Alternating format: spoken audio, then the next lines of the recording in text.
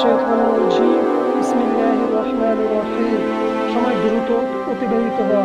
হযরত আবু হুরায়রা রাদিয়াল্লাহু আনহু থেকে বর্ণিত, আল্লাহর রাসূল সাল্লাল্লাহু আলাইহি ওয়াসাল্লাম বলেছেন, সেই সময় পর্যন্ত কিয়ামত সংঘটিত হবে না যতক্ষণ না সময় পরস্পর খুব কাছাকাছি হয়ে যাবে।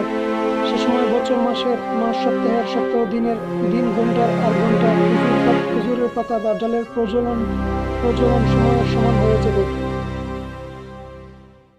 ইবনে হিব্বান খণ্ড ৫ পৃষ্ঠা ২৫৬। এর অর্থ হলো সময়ের বরকত কমে যাবে। এ যুগে আমরা বিষয়টি হারে হারে অনুভব করছি যে সময়ের বরকত অনেক কমে যাচ্ছে। সপ্তাহ, মাস ও বছর কোন ফাঁকে কীভাবে চলে যাচ্ছে টেরই পাওয়া যাচ্ছে না। অবশ্য দিন ধর্মের সঙ্গে সম্পর্কহীন ব্যক্তিরা প্রশ্ন তুলবে যে সময়ের বরকত আবার কী জিনিস। আগের মতো দিন এখনও ২৪ ঘন্টা, সপ্তাহে এখনও পূর্বের মতো সারা দিনই হয়ে থাকে, মাসও তো পূর্বের মতো এ যুগেও ৩০ দিনেই হয়। কিন্তু এ যুগে বাস করেও যদি কারো সময়ের বরকতের অর্থ বুঝতে বাকি থাকে, তাহলে ফজর নামাজের পর থেকে রাতে শোয়া পর্যন্ত সময়টুকুতে আপনি কি পরিমাণ কাজ করেছেন আর কতটুকু সময় অযথা বিনষ্ট হয়েছে তার হিসাব করুন। তাছাড়া সময়ের বরকতের মর্ম বুঝতে চাইলে আপনি সারাটা দিন যে কাজে ব্যয় করে থাকেন সেই কাজটি ফজর নামাজের পরে আঞ্জাম দিয়ে দেখুন। এই সময়টিতে খুব অল্প সময়ে সারাদিনে সেই কাজটি সম্পন্ন হয়ে যাবে।